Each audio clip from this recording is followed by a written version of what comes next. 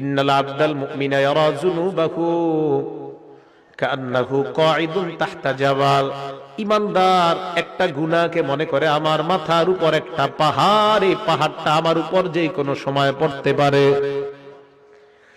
ঈমানদার মনে করে একটা পাহাড় আমার উপর, এই পাহাড়টা আমার উপর পড়তে পারে। এই হাদিস দ্বারা বোঝা যায় ঈমানদার যখন কোনো গুনাহ করতে যায়, করার সময় তার মনের মধ্যে এই জিনিসটা আসবে, সর্বনাশ, আমার উপর একটা পাহাড়, এই পাহাড় আমার উপর পড়তে পারে। বলেন তো পাহাড় পড়লে মানুষ বাঁচে না মরে?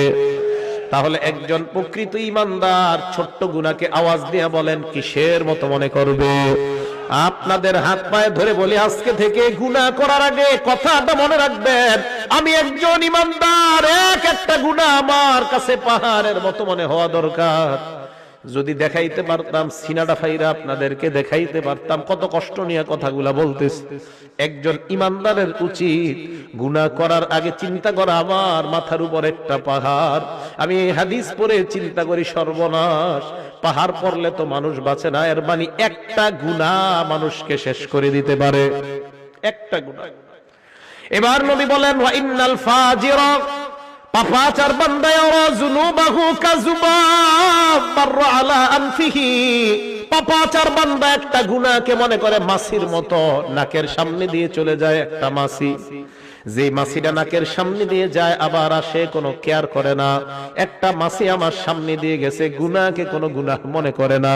পাপাচার বান্দা গুনাহকে গুনাহ মনে করে না, গায়ে হলুদের অনুষ্ঠান করে কিছু মনে করে না, সাউন্ড বক্স বাজায় গান বাজায় কোনো কিছু মনে করবে না, বিশাল বড় বড় গানের পার্টি করবে কিছু মনে করবে না। তার কাছে মনে হবে একটা মাছির ডানা আমার সামনে দিয়ে যায় আবার আসে। বলেন তো যদি ঈমানদার হয় ওই গুনাহ কিসের মতো মনে হবে? মনে থাকবে নি?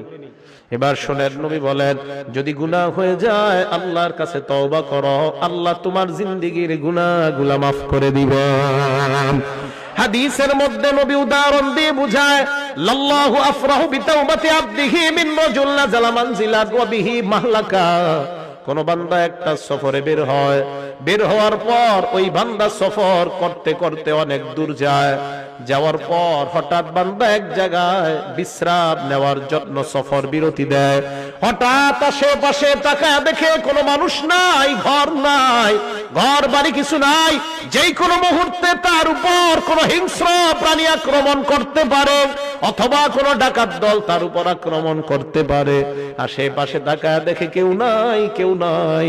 এবার ওই বান্দা, তার সাথে তিনটা জিনিস আছে। এক নাম্বার